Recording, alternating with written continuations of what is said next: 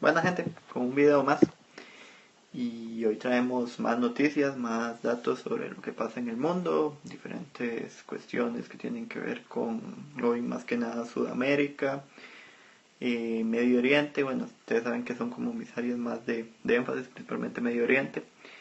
Y también cuestión Estados Unidos-Siria, que todavía hay ciertas cosas interesantes, posiciones que a veces parecen contradictorias, pero que puede que tengan algunas cosas esa unión. Vamos a hablar hoy de Brasil, de dos figuras, Michel Temer y Lula da Silva. De Argentina, la postulación de Cristina Fernández o Cristina Fernández de Kirchner, Cristina Kirchner también conocida, es para las elecciones parlamentarias o legislativas en Argentina. También vamos a hablar sobre el tema de la constituyente en Venezuela, pero más que nada la posición de la oposición, de cómo está, digamos, asegurando de que no va a ser viable el establecer la constituyente. Luego vamos a hablar de Estados Unidos y Siria, como les mencionaba anteriormente. La cuestión que tiene que ver con los rebeldes, que ya parece ser de que la administración Trump va a dejar de financiar con armamento ciertas cuestiones hacia los rebeldes, y con esto pues digamos de que se va concluyendo el conflicto como tal, o la parte beligerante que había con respecto a este grupo con el gobierno, ¿verdad? También vamos a hablar de un tema interesante que tiene que ver con Israel y Palestina, que conlleva con ciertos detectores que se pusieron, detectores metálicos que se pusieron cerca de la mezquita Al-Aqsa, que es propiedad y es importante baluarte para la cultura musulmana o islámica, mejor dicho, y que estaba teniendo ciertos ataques o ciertos, que digamos, como cuestiones de espionaje que estaba molestando a los palestinos. Y entonces estos se pusieron en protesta, en una huelga, y vamos a ver más o menos cómo se maneja la situación. Inclusive la ONU dio su posición bastante tajante con respecto a la idea de Israel de esto, y Israel ya tuvo que quitarlos, ¿verdad? Estos detectores metálicos, que generalmente eran como una forma de seguridad para impedir, digamos, más atentados que se han ido dando en los últimos días entre israelíes y palestinos, ¿verdad? También vamos a hablar un poco de la embajada panameña que ya se estableció en China, la primera embajada panameña con la República Popular de China. Recordemos de que hace más o menos un mes y medio Panamá cortó relaciones diplomáticas con Taiwán y reconoce ahora como Estado a la República Popular de China, ¿verdad? También vamos a hablar de una situación tensa que se está dando entre Irán y los Estados Unidos con respecto a ciertas ataques, digamos, como de asusto o como de precaución, mejor dicho, entre ambos bandos, principalmente Estados Unidos hacia los iraníes, debido a esta tensión que se está dando entre estos grupos. Recordemos de que Irán tiene una posición bastante tajante con la administración Trump y con Estados Unidos en muchos aspectos, y Donald Trump ya declaró que Irán es casi que el enemigo número uno que tiene su gobierno, ¿verdad? Entonces es una complicación ahí interesante a analizar. Y también, para finalizar, también vamos a hablar del tema Bashar al-Assad con Donald Trump. Específicamente lo que les decía anteriormente, ya no está dando el armamento a los rebeldes, pero eso no quiere decir de que Donald Trump se lleve bien con este. Saludos desde Venezuela, Caracas. Saludos, pura vida. Ya vamos a hablar de ciertos temas que conllevan tanto a Venezuela como a Sudamérica y a Medio Oriente, ¿verdad? Claramente. Entonces vamos a empezar. Siempre les digo que el medio por el que yo saco noticias, porque no todas las noticias las voy a estar dando siempre, pero sí les recomiendo que lo pueden seguir, es el Rincón del Internacionalista, está en Facebook, y ahí pueden ver más noticias. Hay muchas que yo por desgracia no les puedo dar seguimiento aquí, primero porque son muy largas, y segundo porque si no, no podría estar dándoles de todo un poco, entonces sería como complicado hablar de diferentes acciones. Por ejemplo, hay unas interesantes que hay de Ecuador que tienen que ver con un juicio de un vicepresidente que se llama el señor Jorge Glass, que fue vicepresidente de Ecuador, y que se le quiere hacer un juicio, pero que el grupo o el movimiento de oposición que estuvo cerca de tomar la presidencia contra el señor el actual presidente Lenín Moreno, nos referimos a Creando Oportunidades, creo, el partido de centro derecha, está pidiendo que no se le haga ese juicio por ciertas cuestiones, ¿verdad? Entonces ahí pueden seguir mejor la cuestión. Voy a empezar con Brasil. El 94% de los brasileños en el país, ¿verdad?, aseguran o rechazan al gobierno de Michel Temer, a este gobierno que ha sido acusado de corrupción, que ha sido acusado de hacer un golpe de Estado, lo hizo legalmente, digámoslo así, lo hizo por medio de lo que fue un impeachment, funcionó. Lo que se cuestiona es de que la corrupción parece que no estaba solamente del lado de Dilma, sino que estaba también del lado del grupo que estaba haciendo el golpe. O sea, muchos han estado implicados en el escándalo, en varios escándalos que se han dado en Brasil, como el Lava Jato, inclusive el Odebrecht, también fue vinculado con estos, y también temas políticos, ¿verdad?, que tuvieron que ver con los Juegos Olímpicos, con el Mundial. Entonces, esto ha sido una gran crítica. Entonces les leo lo que dice la agencia EFE. El 94% de los brasileños rechaza el gobierno de su presidente Michel Temer. La cota más alta alcanzada desde que tomó posesión del cargo en agosto del año pasado, luego de la destitución de Dilma Rousseff, según apunta una encuesta hecha por Ipsos Public Affairs, publicada hoy. El propio estudio indica que el sondeo fue realizado en la primera quincena de julio, antes del aumento de los impuestos sobre los combustibles, que ha causado una gran polémica en Brasil, imagínense. O sea, tenía un 94% antes de que subieran los impuestos con los combustibles. Recuerden de que Brasil mucho se ha ido manejando por empresas como Petrobras, o sea, el combustible le ha ido generando una gran, ¿qué se puede decir?, un gran avance en desarrollo industrial al país brasileño.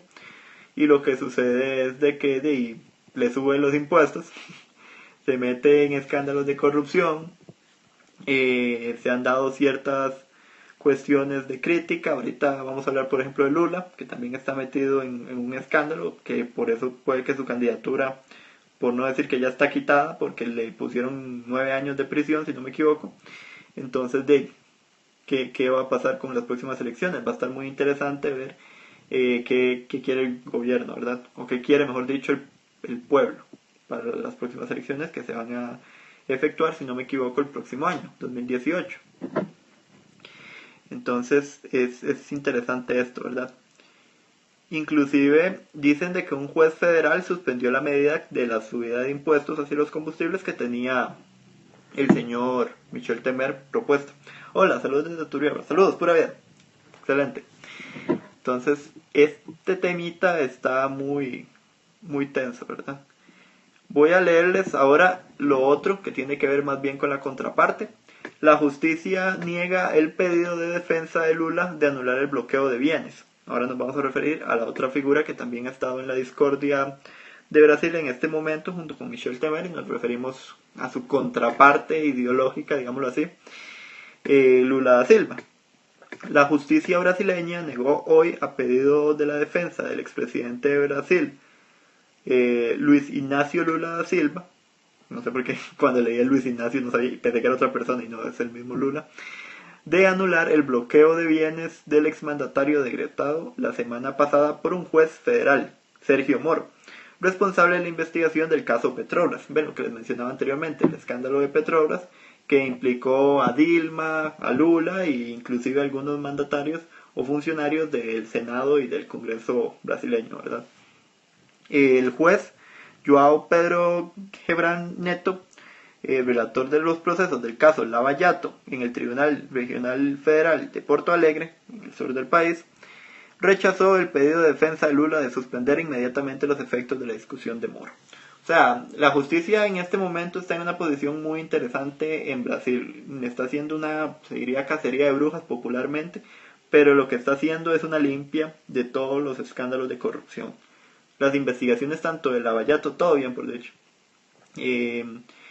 los escándalos de Lava Jato, de Petrobras, el de Odebrecht, los temas políticos que se han dado en los últimos meses, han hecho, digamos, que la fiscalía y la parte judicial que se maneja en Brasil esté en una posición bastante incómoda porque se quiere, por ejemplo, castigar a un grupo, pero se dan cuenta de que ese grupo también tiene apoyo del gobierno, entonces no saben a qué parte ir. Se supone que el Poder Judicial tiene que responder contra todos, inclusive contra el Poder Ejecutivo, de momento contra el Poder Legislativo, porque es una función de peso y contrapeso. Pero ¿cómo hacemos? Exacto. Pero ¿cómo hacemos cuando hasta en el mismo gobierno, digamos, al que está acusando, que está haciendo la investigación, también está siendo acusado? O sea, es como contraproducente. ¿En cuánto tiempo crees que se acabe el petróleo del mundo y qué pasará cuando suceda? El petróleo va a acabarse por dos motivos. Uno, porque va a dejar de ser rentable, porque van a empezar a aparecer nuevas tecnologías y nuevos avances. Ya se puede utilizar energía limpia, ya se puede utilizar la misma energía solar, ya se puede utilizar hasta la misma porquería que uno produce para hacer combustible. Entonces, se puede decir de que ya, o la basura, en dado caso, ya está limitándose. Lo que pasa es de que el petróleo está estandarizado y para que entonces se dé esto se va a ocupar, suena feo lo que voy a decir, pero que se estandarice otro producto, ya sea la energía solar, ya sea el uso de cochinada, de basura o otras cuestiones, porque mientras esté débil, va a generar lo que muchos dicen. Nosotros ya existen los carros eléctricos, pero la gente sabe que son bien caros, entonces es muy complicado que se puedan vender. Eso sería muy bueno, o sea, para mí que Volkswagen haga eso, con que Volkswagen lo haga, que es una empresa de gran nombre, va a ir muy incentivando principalmente a otros a que dejen de producir gasolina. Y eso es bueno, o sea, podríamos crearnos una buena estación en vez de gasolina, una estación de electricidad. Y entonces sería algo productivo y la electricidad se puede generar de tantas formas, por ejemplo, en Costa Rica es hidroeléctrica, o sea, es por el agua.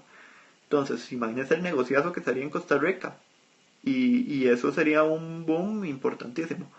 Pero el petróleo ustedes saben de que hasta el momento sigue siendo un gran monopolio. El presidente Donald Trump tiene una política bastante radical con respecto al petróleo y países como Brasil, como México, Arabia Saudí, de la mejor muestra Venezuela, muchos países de Medio Oriente viven de eso. Emiratos, por dicha, ya ha ido saliéndose de la línea del petróleo y ahora vive de otras cosas, de otros tipos de energías y desarrollo de empresas, industrias, y por eso es que ha ido avanzando. Emiratos es el más vivo, yo creo que en Medio Oriente con respecto a ese tema del petróleo. Pero si se quita eso, créanme, ya estos escándalos, por ejemplo, como el que acabamos de ver, Petrobras, Lavallato y muchos que pueden haber, inclusive en México, Pemex, exacto, podrían de ahí erradicarse y mejorar el sistema. Trump intervendrá en Venezuela. No, no es correcto. Trump está haciendo amenazas con respecto a la constituyente, pero no lo veo interviniendo en Venezuela. Porque, bueno, se habla hasta inclusive de que el presidente Nicolás Maduro le dio $500,000 para su campaña presidencial cuando se estaba lanzando, ¿verdad? Se dice de que la política estadounidense con Venezuela, pese a que diplomáticamente es muy mala, económicamente es muy buena, han logrado tener muy buenos desarrollos. Sí es cierto, hay muchas sanciones que se le hacen internacionalmente a Venezuela por su gobierno, por su sistema y por su negativa con muchas políticas. Y por cuestiones de derechos humanos también se le ha acusado. Pero comercialmente es muy difícil. Y esto, si el presidente Trump interviene, pues hay 50 y 50. Muchos dicen de que el presidente Trump es el único que se está preocupando, viéndolo desde el lado de la oposición, esto sí, hay que dejarlo claro, que es el único que se está preocupando por ver cómo acabar con el sistema de Nicolás Maduro. Estoy hablando como la oposición, ¿verdad? Mientras que la MUD ahí sigue con mucho trámite, mucha cosa, pero no hace nada. O sea, la MUD está como, sigan con las protestas y ya. O sea, es que la Mesa de Unidad Democrática está tan separada internamente que para muchos dicen lo mejor que podría pasar es que venga a Estados Unidos e intervenga, viéndolo desde la oposición, ¿verdad? Obviamente del gobierno no es lo correcto, lo mejor sería llegar a un diálogo, a una paz, pero también la misma MUD no se lleva con el gobierno, entonces es inestable. Ujú. Cosas incómodas, ¿verdad? Eso es lo que yo digo, el negocio a veces está muy dañado, se privatizan como ustedes dicen las petroleras y curiosamente aparecen yacimientos de petróleo y que ese es el negociazo, es agarrar dinero, meterle más al pueblo para que tenga que gastar más. Y ojo que no hablo de política socialista completamente, hablo del aspecto de que ustedes saben de que eso es un negociado. O sea, las grandes petroleras del mundo son privadas, no son públicas, no son estatales. No podemos depender tanto del petróleo. A mí el petróleo, honestamente les digo, si ya con toda la energía que se tiene en el mundo para producir Costa Rica, por ejemplo, que es una máquina productora de energía hidroeléctrica, podríamos crear carros completamente de otros, de otros materiales, de otros medios de transporte, o sea, o de producción para combustible. Es ahí a lo que me refiero. Pero bueno. Argentina, que les había mencionado que íbamos a hablar de Argentina. Cristina Fernández dice que el gobierno tomó el camino incorrecto y se le debe poner límites. Se refiere obviamente al actual presidente Mauricio Macri, ¿verdad? Sí, eso sí es cierto. La expresidenta de Argentina, Cristina Fernández de Kirchner, que estuvo de presidente del 2007 al 2015, aseguró hoy que el camino que tomó el gobierno de Mauricio Macri desde que llegó al poder hace un año y medio es incorrecto e insta a los ciudadanos a poner límites en las próximas elecciones legislativas, a cuyas primarias es candidata. Se está lanzando de manera parlamentaria la señora Cristina Fernández. Qué interesante eso, no puede optar también por el poder legislativo. Yo siento que íbamos por una autopista. Todos íbamos por el buen camino y había autos más modernos, otros más antiguos, algunos embotellamientos, pero íbamos todos por la misma. Señaló en referencia a su propia gestión durante una visita a Skalter, una empresa familiar textil en la localidad de Moreno, provincia de Buenos Aires. Para nadie es un secreto, la verdad ni calienta. Para nadie es un secreto de que ha existido una posición 50 y 50 y que no, y que tan seguro estoy de decir eso, que vean ustedes las elecciones presidenciales de Argentina en la pasada, cuando se enfrentaban Scioli contra Macri. Quedó por diferencia de un punto, casi fue un punto y medio de diferencia entre Macri y Scioli. O sea, Argentina está 50 y 50. Muchos defienden la política de Argentina, de lo que dejó el kirchnerismo, y otros más bien dicen de que no, que más bien era hora del cambio y que había que reformar, liberalizar un poco más al país.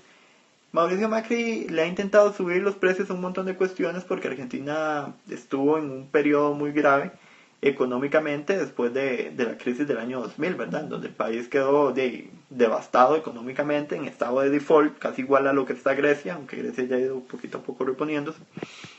Pero Argentina le ha tocado tomar medidas. Néstor Kirchner fue el que tomó la batuta en su momento, tuvo una muy buena administración, se apoyó mucho de que el socialismo del siglo XXI estaba creciendo y eso le benefició, pero con Cristina las cosas no fueron tan bien. Y estos países, como ustedes mencionan y como mencionó ahí el compañero, como Brasil, como Argentina, han tenido malas administraciones, no se le puede decir, o no malas administraciones, sino que no han logrado mantener un desarrollo en ambos sectores. O sea, se les critica mucho que el sector económico no avanza, el sector social sí, o viceversa, más bien. Y esto ha hecho de que uno diga, pues entonces, ¿qué es lo correcto? A veces, y yo me lo he cuestionado, uno por bondad, uno quisiera que el sistema fuera socialista, pero por ganancia y por avance, uno quisiera que el sistema fuera más liberalizado, ¿no? O sea, entonces, es complejo, es muy complejo. Yo digamos, como siempre yo he sido más de política de izquierda que de derecha, pero sí creo de que si no se logra el avance con la derecha, pues no hay avance y no hay desarrollo, porque también está la posición interna. Y el socialismo del siglo XXI, como ahí menciona la compañera, se ha convertido más en que un sistema socialista en un sistema populista, o sea, que es por una figura. Y eso pasó, digamos, Brasil, Chile no tanto, ni Ecuador, aunque Ecuador un poquito se critica con el señor Correa, pero ha existido esa posición de que eso no es socialismo, eso es nada más buscar caerle bien a un grupo, mantenerlo en control, mantenerlo en estado y que estos vayan y voten y ganen por mi partido. Entonces es lo que se critica. Sí, exacto. ¿Y por qué Alemania e Inglaterra son tan desarrollados? Por la mentalidad que tienen sus países. A veces uno dice que es porque esos países llevan ya miles de años de existir y puede que tengan razón. puede que tengan razón, llevan miles de años y ya conocen un poco la doctrina, se han ido entrenando, han logrado salir de crisis, han logrado salir adelante, son países que han colonizado, entonces eso ha sido bueno, nosotros ya no vivimos en época de colonia, y somos estados que indirectamente venimos de un colonizador, que es España, y algunos de Portugal, algunos de Francia y otros del Reino Unido, pero digamos, es eso. En países nórdicos gobiernan partidos socialistas, sí, y es que esos países, digamos, su socialismo en muchas cosas es socialista y en otras tiene políticas muy liberales, entonces eso es un gran avance, o sea, eso es lo que yo creo que ha hecho, digamos, una gran interacción en esos países. Son países desarrollados porque han logrado interactuar ambas posiciones. Si nosotros nos pusiéramos en esa posición, por ejemplo, de integrar diferentes bases, creo que sería más fácil manejar un gobierno. No es que exista una fórmula completamente socialista o completamente capitalista que genere éxito. O sea, se ocupa un poco de ambas. Se ocupa un poco de ambas en muchos avances. Tiene que haber un equilibrio, sí, pero yo no creo que el equilibrio sea completamente socialdemocracia o completamente teoría de desarrollo sostenible o completamente socioliberalismo, o sea, tiene un poquito de todo se ocupa. Entonces, es esto. Y además de que las ideologías políticas, como les digo, son papel escrito. O sea, es algo que dijo Marx, es algo que dijo Adam Smith, es algo que dijo, por darles otro ejemplo, ¿quién fue el otro? Se me fue el padre de la socialdemocracia. Bueno, el padre de la socialdemocracia, Rosa de Luxemburgo, Vladimir Lenin, o sea, son posiciones de momento. Hay gente que habla de la teoría del imperialismo y, o sea, todo eso son teorías y se mueven con el tiempo. O sea, no creo que Marx hoy vea el siglo XXI igual que como se ve, como el siglo XIX. Y tal vez se cumplieron mucho de lo que él decía, Tomás Moro, es el utópico. Pero es eso, o sea, cada quien tiene sus variantes. Y Argentina, para ir terminando, Argentina es un modelo que ocupa de ambos. No creo que solamente de un lado se pueda llevar o del otro. O sea, históricamente intentó irse solo de un lado, hola. Y el país cayó en default. Y eso que aplicando todas las normas que decía el Fondo Monetario, el neoliberalismo y todo, y salió mal. Y Erasmus Rotterdam, y luego quiso aplicar el modelo más bien opuesto y tampoco es como que esté muy bien, o sea, no estoy del lado ni del kirchnerismo ni en contra, lo que digo es de que de Argentina tal vez ocupa una integración de ambas. ¿Qué ideología hay en Rusia? En Rusia lo que existe, y es increíble, y esto les va a gustar mucho a algunos, se llama Rusia Unida. Rusia Unida es la base hecha por Vladimir Putin, en donde el partido político de él, aunque es centro-derecha, eso hay que dejarlo claro, centro-derecha y es muy conservador, une bases de todos. O sea, usted puede ser de izquierda, usted puede ser socialista, usted puede ser liberal, usted puede ser conservador, ateo, o libertario, o creyente o no, lo que sea, que si usted es una persona productiva, usted va en ese partido.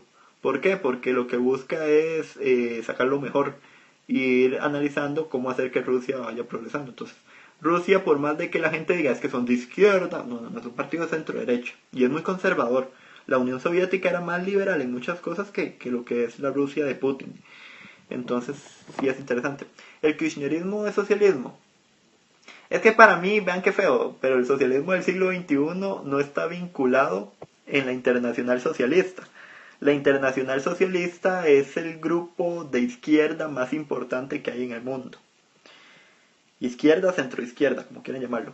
Entonces, si el socialismo del siglo XXI no está vinculado en la Internacional Socialista, donde está la socialdemocracia, el socioliberalismo, el socialismo liberal, ¿qué más hay? El ecologismo, el progresismo, el socialismo colombiano, que es muy interesante, no es igual el socialismo colombiano a otros modelos socialistas. Y no está vinculada, y pues yo pensaría que es más un grupo populista, porque muy pocos partidos políticos, y curiosamente son los partidos del socialismo más moderado en Sudamérica, que son más que nada Ecuador y Chile, están vinculados en esta. El único que me llama mucho la atención que sí está vinculado el Frente Sandinista de Liberación Nacional, pero es un modelo socialista interesante, histórico, ¿verdad? Aunque yo diría que también Ortega es medio populista, pero es un populista más capitalista que socialista como tal. Y tengo mis puntos para defender eso. Pero volviendo al punto, el socialismo como tal es variante, es una variante. Entonces yo creo que como variante tiene el derecho de aceptar bases del otro grupo y del otro grupo también de aceptar bases del socialismo. Lo que pasa es de que nosotros vivimos en una época en donde todo tiene que ser puntos y contrapuntos, enfrentamientos, luchas y ¿qué se puede hacer? ¿Un punto intermedio existe? Pues sí, pero cuesta mucho a veces, cuesta mucho crearlo. Hola, buenas. Vamos con Venezuela, que no les habría hablado, hablando de puntos que se contradicen entre sí. La oposición venezolana ve difícil que la elección de constituyente se lleve a cabo. ¿Por qué hay crisis política en Brasil? Porque el mismo gobierno, tanto oposición como oficialista, se pusieron en cuestiones económicas corruptas con empresas y esto ha hecho de que se pierda la legitimidad y que las personas sean bastante escépticas con esto. O sea, la política brasileña en general, ya no poniendo partido político, está muy manchada y hay que tratar de renovarlo. Hay que ver cómo, y ahí tal vez se puede encargar el Poder Judicial de sacar los trapos sucios, la cacería de brujas, como les decía. El diputado opositor y vicepresidente del Parlamento venezolano, Freddy Guevara, dijo hoy que ve difícil que el gobierno, el presidente Nicolás Maduro, ya te contesto lo del presidente Mujica, expresidente Mujica, ya se los contesto, lleve a cabo la elección de la Asamblea Nacional Constituyente prevista para este domingo, porque no tiene control del territorio, y es cierto. Ni siquiera puede garantizar la instalación de un proceso electoral, ya que ustedes son un Estado, no tienen control del territorio. Afirmó hoy a la prensa Guevara sobre el gobierno venezolano al recordar al Consejo Nacional Electoral que estableció nuevos centros de votación para atajar posibles cortes de calles el día de los comicios. Sí, porque digamos va a haber lugares en donde no se va a poder votar porque va a haber protesta de la oposición. Presidente Mujica, un presidente que si quería aplicar la política de vivir como un socialista, lo hizo muy bien. Pero un presidente que muchas veces se le quiso acusar de socialista y él, digamos, como que estuvo siempre llevándose bien con todo el mundo. Entonces es por eso que lo quieren a Mujica. Mujica es un socialista que supo llevarse bien con los grupos liberales y que vivió con el ejemplo. Un presidente que si quería aplicar el socialismo como él decía, como él lo defendía, lo aplicó con el ejemplo propio. Y por eso es que la gente lo quiere. Porque a estos presidentes de Sudamérica, muchos socialistas, no se les da el mismo respeto. Porque vos decís, hablamos del ejemplo y están, por ejemplo, algunos, sus familias con autos o con cuestiones meramente capitalistas. Y no es por el hecho de que los tengan, porque el socialismo permite el libre comercio. Lo que hace es que lo regula. Y entonces es injusto que, por ejemplo, vos tengas muchas cuestiones, muchas riquezas, pero que vos hables de que tiene que distribuirse, pero vos no las distribuyes, o sea, me explico, o sea, eso es lo que se le critica. El presidente Mujica vivió con el ejemplo, con su bochito, con su casita, sembrando lo que sembraba, por eso es que, digamos, no se le cuestiona tanto. Como político, pues, más o menos, porque tampoco voy a decir de que Uruguay es la gran potencia, pero sí Uruguay estable, legalizó la marihuana, algo interesante en América, muy interesante. El socialismo es bueno como el europeo o como el asiático. Cuando hablo del asiático no me refiero a China, sino me refiero a Medio Oriente. ¿Por qué? Porque estos países tienen un sistema desarrollado y estructurado con sus bases culturales y con eso se adhieren y hacen que funcione. El socialismo europeo es muy bueno, ven al punto de que casi todos los países de Europa son manejados por tendencias socialistas o socialdemócratas. Punto. O sea, es un avance. Es un avance. Es un avance. Y han podido adherirse a su sistema y han logrado manejarse en entes tan grandes como la Unión Europea. En Medio Oriente la situación era similar. Lo que pasa es que ahora con el terrorismo y con la idea de querer meter bases estadounidenses en estos territorios, porque están en contra de las políticas sociales de estos países. Vean el ejemplo en Gaddafi. Gaddafi era el socialista número uno de la tendencia socialista árabe y avanzaba. ¿Cuál está mejor entre las dos posiciones? Es que ninguna. Porque el socialismo depende de cómo lo veas. Aquí en América Latina nosotros hablamos de socialismo y hablamos del socialismo del siglo XXI. Y ya te mencioné yo que el socialismo del siglo XXI es un gran fracaso. ¿Por qué es un gran fracaso? Porque se ha ido muy al extremo. Y porque en vez de convertirse en socialismo se ha convertido en populismo. ¿Cómo ninguno de esos partidos está vinculado a la internacional? Y vos me dices, pero ¿qué tiene que ver que se vincule a la internacional? De que la internacional es un foro internacional, curiosamente, por algo el nombre, de muchos grupos de izquierda que se unen con un fin y con una meta en conjunto. Y entonces todos van viendo, ok, en mi país funciona así el socialismo, en mi país funciona así el socialismo. O sea, el PSOE, ¿ustedes creen que el PSOE, el Partido Socialista Obrero Español, es socialista completamente? ¿No? Ha tenido modificaciones. ¿Por qué los presidentes socialistas tienen que querer perpetuarse en el poder? Porque tienen miedo de que nadie los vuelva a escoger. Y eso es una verdad incómoda. Eso es una verdad incómoda. Hay presidentes socialistas que logran volver, pero hay otros que tienen miedo de perder el poder. Entonces alteran constituciones, modifican el sistema o otras cuestiones. Hay presidentes que no, que han sabido cuándo pierden. Argentina, en su momento lo vimos con Chile, en su momento lo vimos con... Bueno, Uruguay no ha perdido, más bien está en su momento de auge. Y hay países en donde, digamos, yo he visto que ha sido bueno, o sea, eso. Es eso. El capitalismo es bueno para un país. El capitalismo como ideología política no es bueno para ningún lugar, pero como base propia del ser humano es bueno. O sea, voy a explicarles.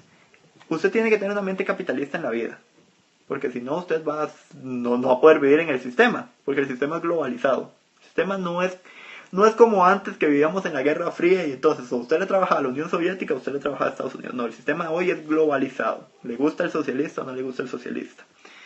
Entonces, usted tiene que trabajar, usted tiene que producir, ya sea para el Estado o para la empresa privada o para los organismos internacionales que hay.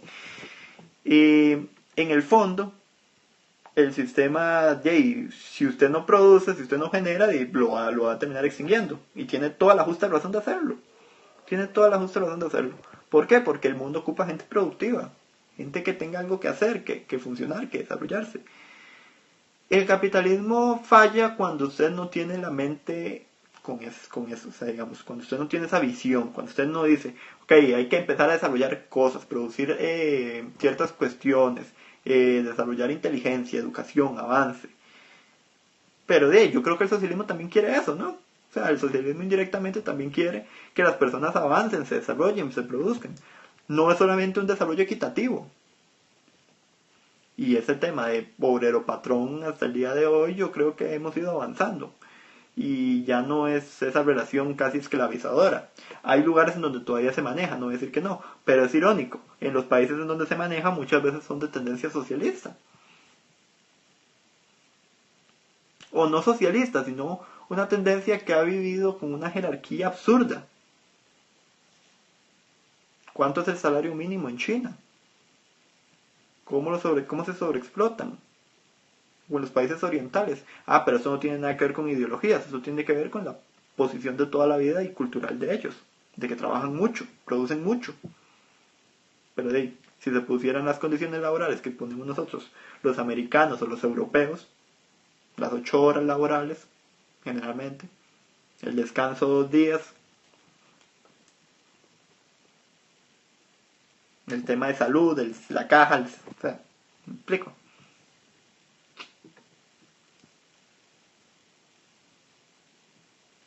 Pues exacto.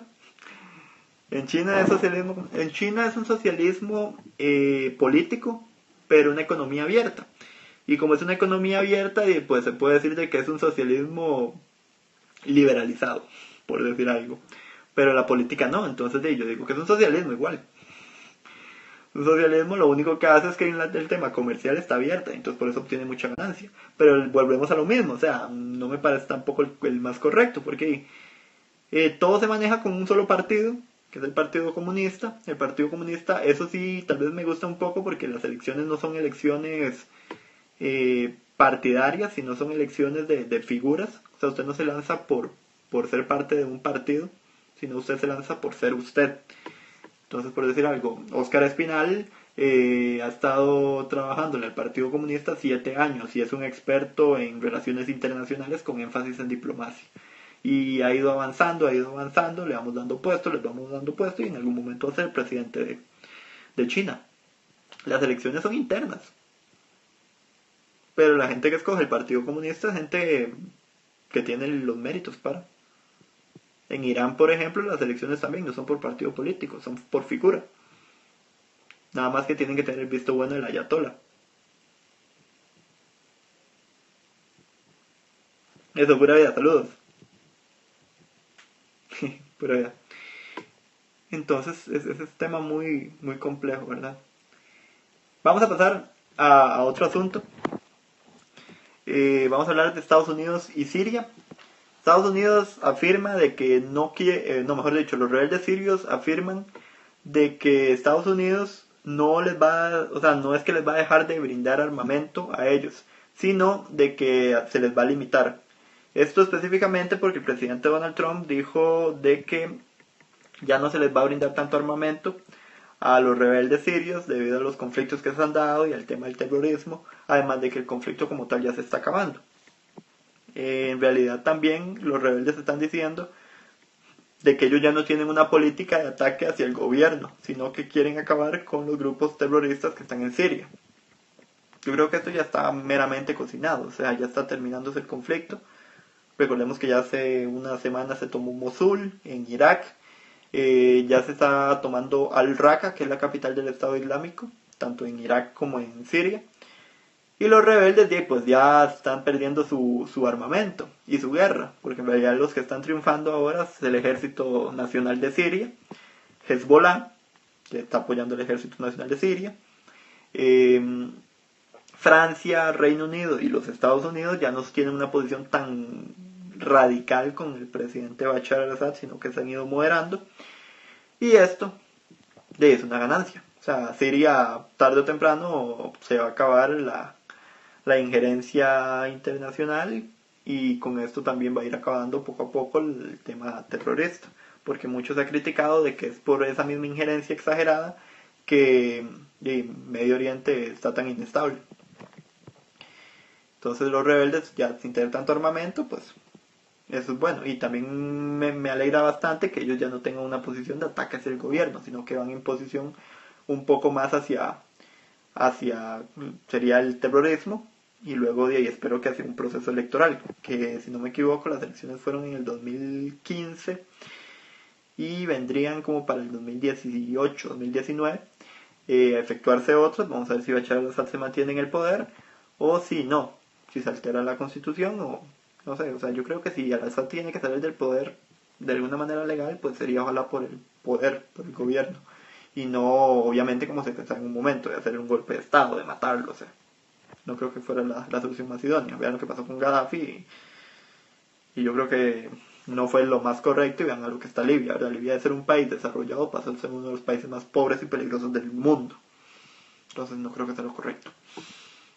Y es un punto bueno para el Assad. O sea, no creo que haya tanto problema en eso. Hezbollah, por ejemplo, como organización guerrillera, ha logrado tomar territorios a favor del gobierno. ¿Crees que ese conflicto es por culpa de los judíos? No. O sea, cuando hablamos de los judíos como religión, yo no los culpo a ellos. Vos lo puedes decir como por los sionistas. Es que, digamos, Israel siempre va a seguir atacando al gobierno. Israel y Siria tienen un problema por los altos del Golán, que son sirios, pero internacionalmente los tiene en posesión Israel. Y esto siempre ha sido un problema histórico, y por eso es que aparecen grupos como Hezbollah, por eso es que el mismo gobierno sirio no se lleva con Israel, pero es que también Israel, o sea, ha sido problemático.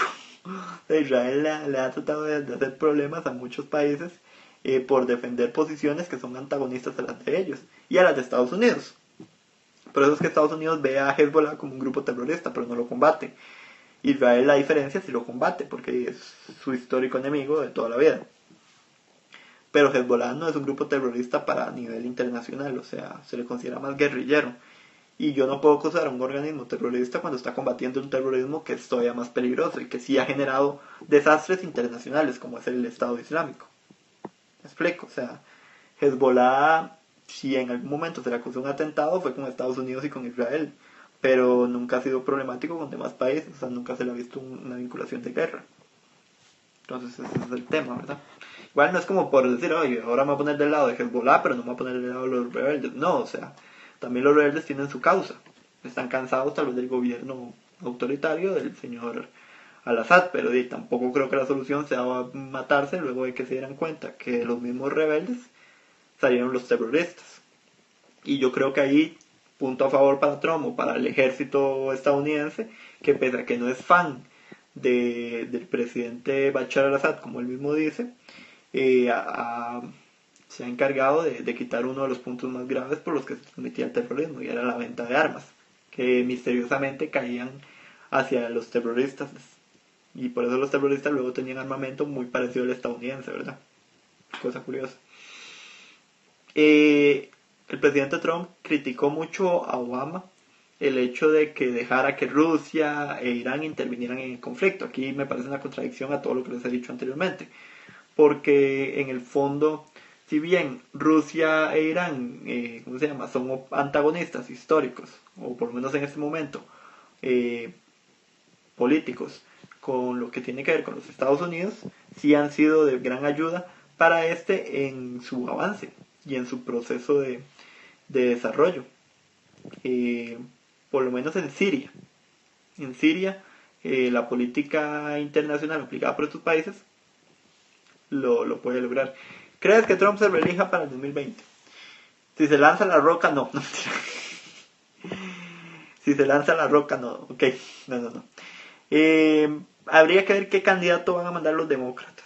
Si mandan a Hillary Clinton, que espero que no lo hagan, no. O sea, Donald Trump tiene que tener a un candidato serio que lo quite el poder. Trump debería ir a un impeachment. No, el pueblo no lo quiere tampoco fuera. O sea, Donald Trump, entiendan, los medios que nos están diciendo que la situación con Donald Trump está mal son medios que son demócratas. Entonces no duden de que todas las críticas van a ir en contra de Trump, pero Trump no ha sido un mal gobernante. O sea, Trump internacionalmente ha tenido puntos muy similares a Obama, en otros ha estado muy en contra y por eso lo han querido, y en otros más bien lo han odiado. O sea, es algo interesante por el problema de Rusia con el yerno. Yo voté por él. O sea, es algo muy curioso. Yo a Trump no lo veo. Yo a Trump le recomendaría que termine el gobierno. No sé si logre la reelección, pero es que sí les puedo decir algo. Es un patrón histórico que se ha ido moviendo por el tiempo, de que son 8 años de presidente, no son 4, son 8. Hasta la administración de Bush padre, siempre, o sea, los gobiernos han tratado como de reelegirse una buena cantidad de tiempo para manejarse en el poder. Digamos, tenemos el caso de Ronald Reagan, luego llegó Bush padre, y luego llegó Clinton, otros 8 años, luego llegó Bush hijo, luego Obama y ahora probablemente Trump. Habría que ver. Yo creo que con 4 años de Trump basta. Pero también tiene que ver qué es lo que van a mandar los demócratas. Si los demócratas no mandan un buen candidato, prefiero que Trump se quede. ¿Por qué? Porque Trump, pese a todo y a su crítica y a sus cuestiones, Trump ha sido un presidente que ha cumplido para los Estados Unidos, para la política interna. Y en la política internacional ha estado muy parecido, o sea, no ha hecho mucho cambio. El conflicto en Siria se está acabando. Era lo que Trump quería. Y se está logrando. Dejó de darle armamento a los rebeldes. Se está logrando. quitó Obamacare, lo quitó. Quitó el TTIP, lo quitó el convenio de París, lo quitó. O sea, está cumpliendo. El problema es que está cumpliendo y nos afecta a todos. Entonces Trump indirectamente ha funcionado. El veto migratorio de los árabes, ese es un punto. Eso a nosotros nos perjudica, claro, a nosotros. Pero a la política estadounidense interna no. Yo no estoy de acuerdo para nada con ese veto migratorio. O sea, sobre todo porque vincula países que ni siquiera tienen en este momento enfrentamientos, como Irán. Entonces, o sea, enfrentamientos armados. Pero Irán es porque le cae mal. Entonces le pongo un veto. Le pongo un veto a países en donde están en este momento matándose. Claro, porque voy a ir a Estados Unidos a matarme también. En eso yo estoy en contra. Estoy en contra del muro. Me parece absurdo. Pero es la política interna. O sea, Trump no vino a gobernar internacionalmente. Vino a gobernar internamente. Me gusta Trump. Viene a hacer una modificación del sistema. Y toda persona que venga a hacer una modificación del sistema es interesante. El año pasado fue Donald Trump. Este año fue Emmanuel Macron. Que yo creo que Emmanuel Macron es un nuevo sistema. Es un sistema que me agrada mucho. Me considero socialista liberal. Una base parecida a la de Emmanuel Macron. Pero son esas figuras que uno tiene que reconocerle su posición. Y el problema con los coreanos, ahí se acaba el mundo. Ese problema con los coreanos lo tenemos desde George W. Bush. Así que no se preocupen, Corea del Norte siempre va a hacer eso. Va a aparecer 2 meses del año a decir que va a hacer un ataque y nunca va a hacer nada. Saludos de Brasil, saludos. Así que tranquilos, Corea del Norte habla mucho pero no hace nada. Porque en el momento en que lo haga Estados Unidos le manda 40.000 misiles y lo destruye. Y no es broma, es en serio. Y China tampoco lo va a respaldar. ¿Quién va a respaldar un país que pasa lanzándole misiles a todo el mundo? No lo va a hacer. Corea del Norte habla. Saludos. Y... bueno, les había mencionado un tema con Irán y Estados Unidos, Diegues. Lo que les decía. Hace poquito un buque intentó lanzar fuego de cobertura o fuego de precaución hacia un buque persa cuando estaba nadando por ahí o estaba navegando por ahí. Y esto se dice como una medida de protección, pero Estados Unidos e Irán todavía se han llevado mal. McCain y su tumor cerebral, sí, también eso muy interesante. Digamos, el senador John McCain se le diagnosticó un tumor cerebral y eso es claramente un peligrosísimo, por no darles... es algo que fácilmente puede matar a una persona, pero esperar lo mejor, o sea, nunca le tiene que ser la muerte a nadie, ¿verdad? John McCain sí fue muy... se le acusa mucho de que él le deseó mucho la muerte al señor Al-Assad, ¿verdad? Y que él decía que después de Gaddafi el próximo iba a ser Al-Assad, ¿verdad? No, tal vez ahí debería tener cuidado, ¿verdad?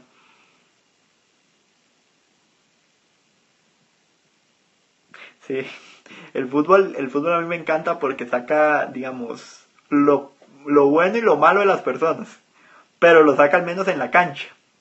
Entonces, por lo menos que sea en un territorio ahí. No les voy a mentir, en el fútbol uno encuentra comentarios sexistas, machistas, xenófobos, críticos, enojones de momento.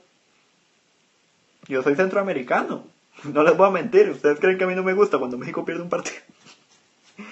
Cuando México pierde un partido. O Estados Unidos, porque la gente piensa, pero es un patrón. O sea, es un patrón. Yo sé que a ellos también les encanta ganarle partidos a Costa Rica o a Honduras o a Jamaica. Bueno, a Jamaica no pudieron ganarle, pero ganar partidos así, ganar la Copa de Oro. Lo que está mal, y eso sí lo veía por ejemplo cuando perdió México, es que la gente en serio tome que de perder con Jamaica es el fin del mundo. O sea, no, perdieron con Jamaica. Pero la gracia es que la gente en México fuera Osorio, fuera el proyecto, fuera todo. Y es un partido. Mañana verás el partido, sí, claro. Pero es muy probable que lo gane Estados Unidos. O sea, Estados Unidos viene bien armado hasta los dientes. Pero quién sabe.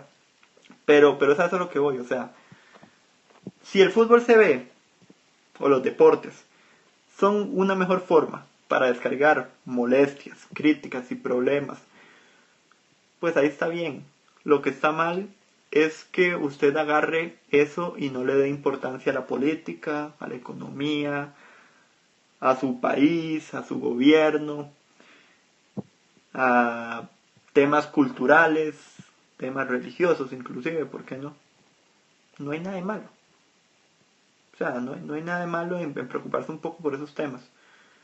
Porque ahora está, y eso es algo que estoy viendo mucho en América. América está muy individual, muy individual. Entonces, porque yo opino, lo que dice Óscar Espinal, por ejemplo, entonces, me importa poco lo que digan los demás. Yo solamente porque soy Óscar Espinal, yo tengo el derecho a hablar y hablo y hablo y hablo. Y digo misa y digo lo que sea y digo esto y esto y esto y esto y esto. Y soy el único que tiene la razón. ¿Y por qué tengo la razón? Porque sí, punto. Y así están todos. O sea, ahora todos creen que todos son dueños absolutos de la verdad y todos, o sea, no. Vivimos en países que por algo tienen ciertas culturas, ciertas estructuras y ciertos sistemas con los cuales se manejan. No vengamos tampoco a modificar a lo loco. O sea, todo va por proceso. La gente no puede esperar cambios de la noche a la mañana así en Costa Rica, en un país que es conservador. Lo digo para si aquí hay una persona costarricense con el tema, por ejemplo, de la educación sexual.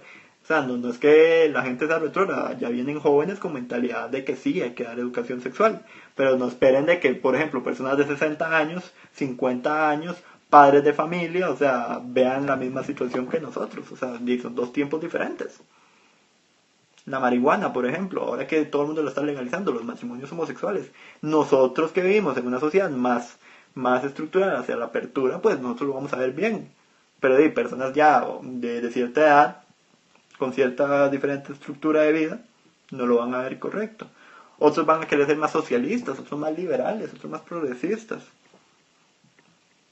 A otros les va a interesar más el fútbol, a otros hay que aburrido el fútbol, o sea, el fútbol es el opio del pueblo, ¿no? Es de cada quien.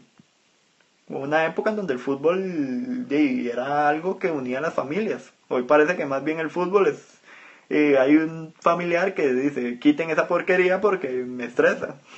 Y otros que no, que viven todavía gustando del fútbol. La religión, antes toda la familia era creyente, hoy no, hoy más bien cuesta encontrar una persona que sea creyente. Y practicante, porque yo soy creyente, pero no soy practicante. Es lo mismo, o sea, es complicado. Lo que pasa es de que tampoco yo soy quien para estar alterando el sistema. A lo loco. O sea, si yo viviera en un individualismo, de que soy yo el único que tiene la verdad y todo el control, no. Y eso es lo que está pasando en América Latina. Entonces creo que... Y en América en general. Y en el mundo occidental, en el mundo oriental no tanto, pero en el mundo occidental sí. Está pasando mucho de que nos estamos preocupando más por nosotros y por creernos dueños de todo que por ver, digamos, las diferentes partes y explicaciones y todo. Y me pasa a mí, o sea, le pasa a todo el mundo. A veces uno cree que sabe todo y tiene que buscar un poquito más o ponerse de la otra parte. Pero bueno, así es cada quien. Y lo único con lo que me faltaría terminar es que Panamá por fin estableció su misión diplomática en la República Popular de China. Un avance, digámoslo así, en las relaciones entre estos países que se gestionaron debido a el corte de relaciones con la República de Taiwán y el reconocimiento ahora de la República Popular de China. Un gran avance, digámoslo, por lo menos desde la visión económica y globalizada que tiene China con la República Popular de China con respecto a Taiwán para los panameños y que creo que le puede traer más beneficios, más hablando de temas comerciales, específicamente con ese gran avance que tienen con el canal de Panamá, ¿verdad? Entonces, creo que obtiene más ganancia que pérdida, pero es una opinión personal, ¿verdad? Subjetiva. Bueno, gente, me voy despidiendo. Muchas gracias a los que estuvieron. No sé si el jueves haga transmisión o si no, probablemente me pase hasta el próximo martes o jueves de la próxima semana. Entonces nada, nos vemos. Tengan un feliz día y chao. Pásenla bien.